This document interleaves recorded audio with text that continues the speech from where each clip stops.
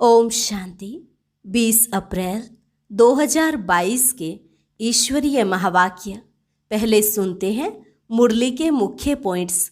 बाबा ने कहा, तुमने जिस्मानी यात्राएं तो बहुत की, अब तुम्हें कर्मेंद्रियों से कहीं नहीं जाना, तुम्हारी है बुद्धि की यात्रा।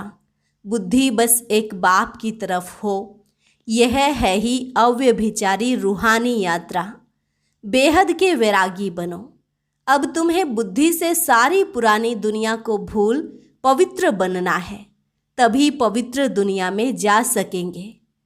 तुम्हें सबको रचयिता और रचना का ज्ञान देना है, ताकि वह भी बाबा का वर्षा पा सके। जो खुशी तुम्हें मिली है वह दूसरों को भी जरूर देनी है। रहम दिल बनो। इस ज्ञान से शांति और सुख दोनों मिलते हैं, और वह भी अविनाशी।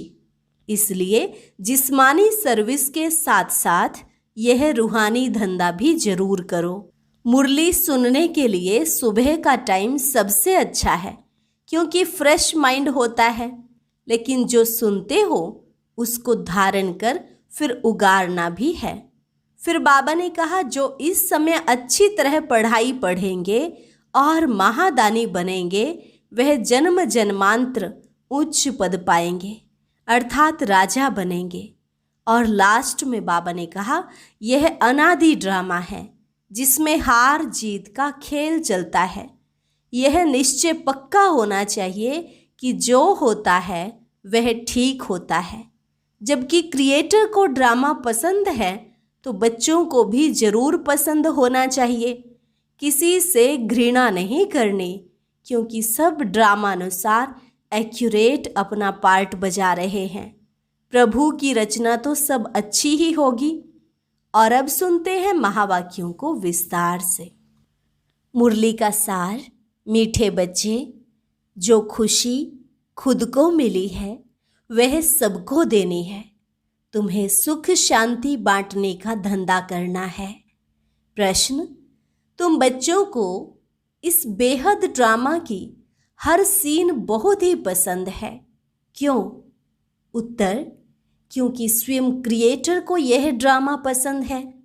जब क्रिएटर को पसंद है तो बच्चों को भी अवश्य पसंद होगा। तुम किसी बात में भी नाराज नहीं हो सकते। तुम जानते हो यह दुख सुख का नाटक बहुत सुंदर बना हुआ है। इसमें हार जीत का खेल चलता रहता है। इसे खराब कह नहीं सकते। दिन भी अच्छा तो रात भी अच्छी।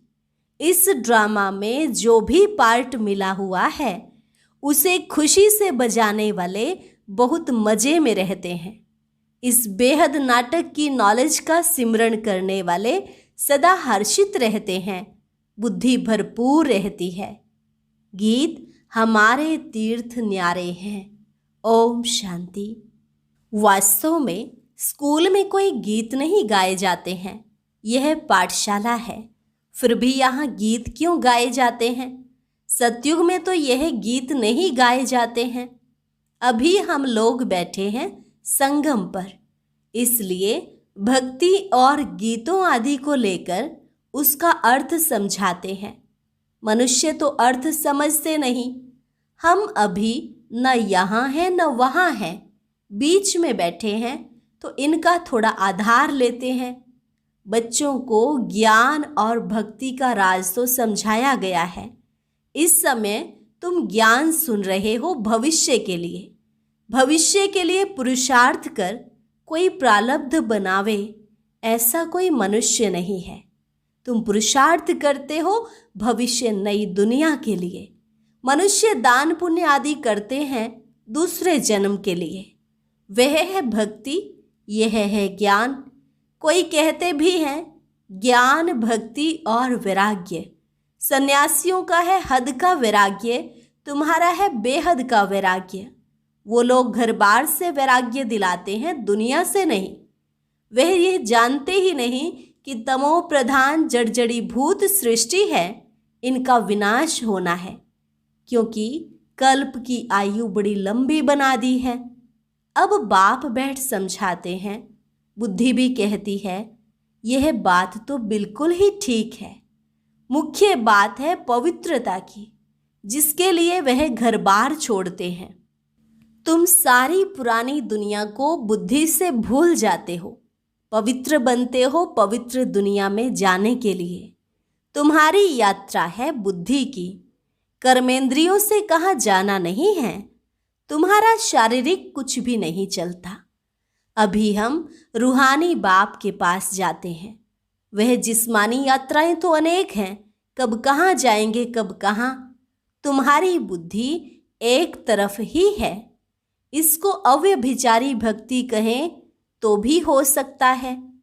तुम एक को याद करते हो, उन सब की भक्ति है व्यभिचारी। अनेकों को याद करते हैं। तुम्हारी है अव्यभिचारी रूहानी यात्रा, जिसमें हम जा रहे हैं वापस अपने घर। वो लोग निर्वाण धाम को घर भी नहीं समझेंगे, कहते हैं पार निर्वाण गया। तुम जानते हो वहाँ हम आत्माएं बाबा के साथ रहती हैं। अभी बाबा हमको लेने के लिए आए हैं। वह समझते हैं हम सब ईश्वर के रूप हैं। कितने शास्त्र आदि पढ़ते हैं, यहाँ तुमको वह कुछ भी नहीं सिखाया जाता है। तुमको तो इन कर्म कांड का भी संन्यास कराया जाता है। ये सब भक्ति के कर्म कांड हैं। जैसे प्रभु की गतमत न्यारी है, पहले पहले तुमको अल्फ सिखाते हैं। बाप खुद ही दलाल बनकर आते हैं, गाते भी हैं परंतु समझते नहीं हैं। तुमको कोई भक्ति से घृणा नहीं है, कोई से भी घृणा नहीं आती है, जबकि जानते हैं कि ड्रामा बना हुआ है। हाँ, समझते जरूर हैं कि इस पुरानी छीछी दुनिया को छोड़ना है, वापस जाना है। जब भक्ति में थे तो भक्ति से प्यार था, गीत आदि सुनने से मौज आती थी। अब समझते हैं वह तो कोई काम के नहीं थे। सुनने में कोई हर्जा नहीं है, परंतु जानते हैं यह भी भक्ति की एक्ट है।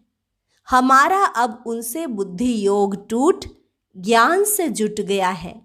ज्ञान और भक्ति दोनों को तुम जानते हो। मनुष्यों को जब तक ज्ञान ना मिले तो भक्ति को ही बहुत अच्छा समझते हैं। हम जन्म जन्मांतर भक्ति करते आए, भक्ति से स्नेह बढ़ गया।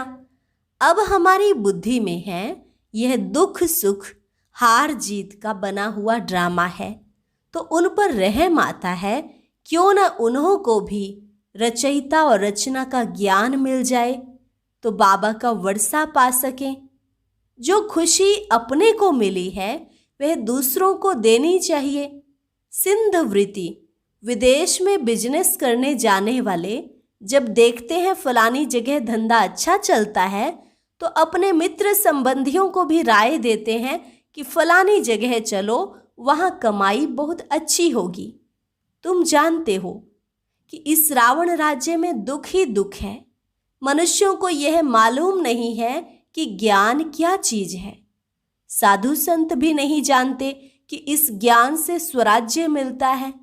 पूछते हैं इस ज्ञान से क्या प्राप्ति होती है, तो लिखा जाता है शांति और सुख दोनों मिलते हैं, सो भी अविनाशी।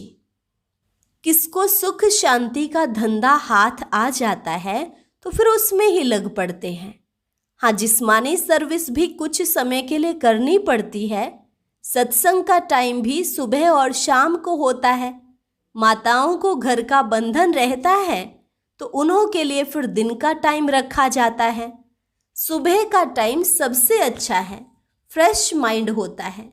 जो सुनते हो उनको फिर धारण कर उगारना है। दुनिया में यह किसको मालूम नहीं कि निराकार परमात्मा भी पढ़ाने आते हैं।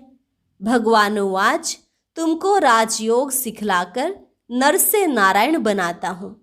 यह योग बड़ा नामी ग्रामी है। मनुष्य विनाशी धन का दान पुण्य करते हैं तो राजाई घर में अच्छा जन्म लेते हैं। यहाँ तो तुम 21 जन्म का वर्षा पा रहे हो। तुम सब कुछ दान करते हो 21 जन्म के लिए। फिर कोई भी पद पाने के लिए पुरुषार्थ नहीं करना पड़ेगा। पद फिक्स हो जाता है। अभी तुम अपना वर्षा बाप से ले रहे हो। इसलिए बाबा कहते हैं अच्छी तरह पढ़ो तो जन्म जन्मांतर राजा बनो। पहला जन्म मिलेगा ही उच्च, प्रजा को भी उच्च मिलता है। राजाई में दास दासियां आदि सब चाहिए। जितना पढ़ेंगे महादानी बनेंगे उतना उच्च पद पाएंगे। बाबा भी महादानी हैं, सबको साहूकार बना देते हैं, सुख और शांति का वर्षा देते हैं। पहले पहले सुख में ही आते हैं, सभी सुखी रहते थे, क्योंकि पहला समय सतो प्रधान, फिर रजो, फिर तमो में आते हैं। उनका पार्ट अपना, हमारा पार्ट अपना। जो इस धर्म के हैं उनका ही सैपलिंग लगता है। तुम जब संपूर्ण बन जाएंगे तो झट जान जाएंगे कि यह हमारे धर्म का है, वह नहीं है। तुम बच्चे सबको समझाते हो कि बाप नई दुनिया रचते हैं, तो भारत को ही वर्षा मिला था, फिर गुम हो गया। ड्रामा अनुसार वर्षा लेना भी है तो गंवाना भी है, यह चक्र चलता रहता है। इस समय हमने वर्षा गंवाया है, अब फिर से ले रहे हैं। लक्ष्मी नारायण के राज्य का किसको भी पता नहीं है, इसलिए पूछा जाता है कि लक्ष्मी नारायण को यह राज्य कब और कैसे मिला। जैसे उन्होंने कृष्ण के आगे रख लक्ष्मी नारायण को गुम कर दिया, और हम फिर लक्ष्मी नारायण को आगे रख कृष्ण को गुम कर देते हैं। लक्ष्मी नारायण तो है ही सतयुग के, नारायण वाच तो हो न सके। बाप कहते हैं मैं आता ही हूँ संगम पर। लक्ष्मी नारायण ने जरूर आगे जन्म में संगम पर ही राज्य लिया है। लक्ष्मी नारायण ही 84 जन्म भोग अब अंतिम जन्म में है। लक्ष्मी नारायण को भी राज्य देने वाला जरूर कोई होगा ना, तो भगवान ने ही दिया। इस समय तुम बिल्कुल ही बेगर हो, फिर प्रिंस बन जाते हो। प्रिंस का तो जरूर राजा महाराजा के पास जन्म होगा। अभी तक भी कोई अच्छे अच्छे राजाएं हैं जिनका प्रजा पर बहुत प्यार रहता है। अभी तुम जानते हो हम राजयोग सीख रहे हैं, जिससे हम राज्य भाग्य पाते हैं। हमको यह निश्चय है, क्योंकि यह अनादि ड्रामा है, हार जीत का खेल है। जो होता है वह ठीक। क्या क्रिएटर को ड्रामा पसंद नहीं होगा? जरूर पसंद होगा। तो क्रिएटर के बच्चों को भी पसंद होगा। हम घृणा कोई से नहीं कर सकते। यह तो समझते हैं भक्ति का भी ड्रामा में पार्ट है। ड्रामा सारा अच्छा है, बुरा ड्रामा क्यों कहेंगे? ड्रामा का राज बुद्धि में है, जो तुमको समझाते हैं। अभी भक्ति का पार्ट पूरा होता है, अब पुरुषार्थ कर बाप से वर्षा लेना है। बाप कहते हैं यह सब आसुरी संप्रदाय है, इसमें घृणा की तो बात ही नहीं। ईश्वरीय संप्रदाय और आसुरी संप्रदाय का तो खेल है। वे कोई अपने को दुखी समझते थोड़े ही हैं। भक्ति करते रहते हैं और समझते हैं एक दिन भगवान आकर भक्ति का फल देगा। घर बैठे कोई न कोई रूप में भगवान आकर मिलेगा। और सन्यासी लोग समझते हैं हम आपे ही चले जाएंगे निर्वाण धाम। अपने पुरुषार्थ से तत्व के साथ योग लगाते हैं और समझते हैं हम लीन हो जाएंगे। दुनिया में अनेक मत हैं, बाबा आकर एक मत बनाते हैं, समझाते हैं यह ड्रामा अनादि बना हुआ है, बहुत ही सुंदर नाटक बना हुआ है। ड्रामा में दुख सुख का पार्ट नूंधा हुआ है, जिसे देख बहुत खुशी होती है। यह बेहद का खेल बड़ा फाइन बना हुआ है, सो तो सबको पसंद ही आना चाहिए। दिन भी अच्छा तो रात भी अच्छी, खेल है ना। जानते हैं अब रात पूरी होनी है, हमको दिन में जाकर उच्च पद पाना है। नाराज क्यों होंगे? ड्रामा में जो पार्ट मिला है वह तो बजाना ही है। बहुत अच्छा ड्रामा है, इसको खराब कह नहीं सकते। यह खेल कब बंद होता ही नहीं है, बहुत फर्स्ट क्लास खेल है। इनको जानने से बुद्धि भरपूर हो गई है। जैसे बाप नॉलेजफुल है, वैसे बच्चे भी नॉलेजफुल हैं। कितना समय सुख, कितना समय दुख पाना है, यह भी तुम सब कुछ जान गए हो। तब तो कहते हैं, वाह प्रभु तेरी लीला। प्रभु की रचना जरूर अच्छी ही होगी, उसको खराब कौन कहेगा। ड्रामा में जो पार्ट मिला हुआ है वह तो बजाना ही है। यह खेल कभी बंद होना ही नहीं है। इनको जानने से मजा ही मजा आता है। भक्ति में सतयुगी राजाई का पता भी नहीं है। सतयुगी राजाई में फिर भक्ति का पता ही नहीं रहता है। भक्ति में भी कितने सुंदर गीत गाते हैं, हे प्रभु तेरी लीला विचित्र है। यह तुम बच्चे ही समझ सकते हो, और कोई इस लीला को जानते ही नहीं। बाबा से हमको कितना वर्षा मिलता है।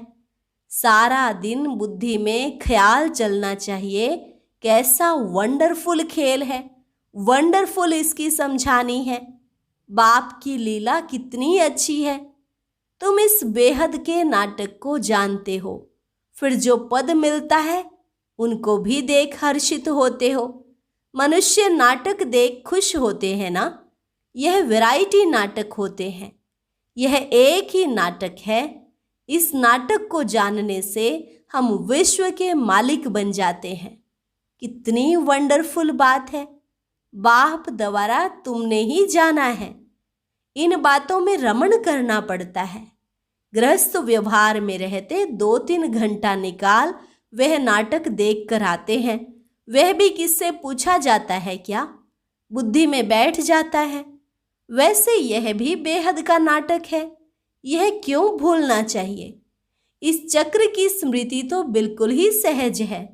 इसको और कोई नहीं जानते, तुम बुद्धि से जानते हो और फिर दिव्य दृष्टि से देखते भी हो। आगे चल और भी बहुत ही सीनरियाँ देखेंगे।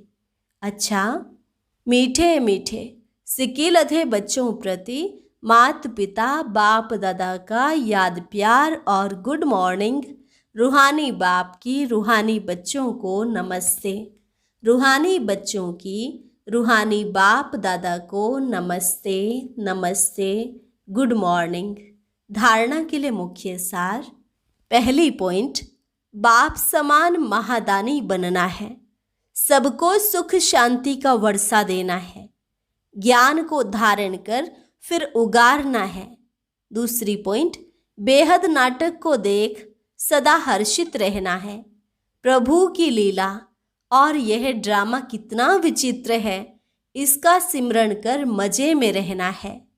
वरदान, पुरुषार्थ के साथ योग के प्रयोग की विधि द्वारा वृत्तियों को परिवर्तन करने वाले सदा विजयी भव। पुरुषार्थ के साथ योग के प्रयोग की विधि द्वारा वृत्तियों को परिवर्तन करने वाले सदा विजयी भव। पुरुषार्थ धरनी बनाता है, वह भी जरूरी है, लेकिन पुरुषार्थ के साथ साथ योग के प्रयोग से सबकी वृत्तियों को परिवर्तन करो तो सफलता समीप दिखाई देगी। दृढ़ निश्चय और योग के प्रयोग द्वारा किसी की भी बुद्धि को परिवर्तन कर सकते हो। सेवाओं में जब भी कोई हलचल हुई है तो उसमें विजय योग के प्रयोग से ही मिली है। इसलिए पुरुषार्थ से धरनी बनाओ, लेकिन बीज को प्रत्यक्ष करने के लिए योग का प्रयोग करो, तब विजयी भव का वरदान प्राप्त होगा। स्लोगन, सेवा द्वारा पुण्य की पूंजी जमा करने वाले ही पुण्य आत्मा है। सेवा द्वारा पुण्य की पूंजी जमा करने वाले ही पुण्य आत्मा है। अच्छा, और अब सुनते हैं आज का अव्यक्त ज्ञान मोती। ये एक बहुत संस्कारितापूर्ण वीडियो है, जरूर देखें, कोई भी मिस ना करे।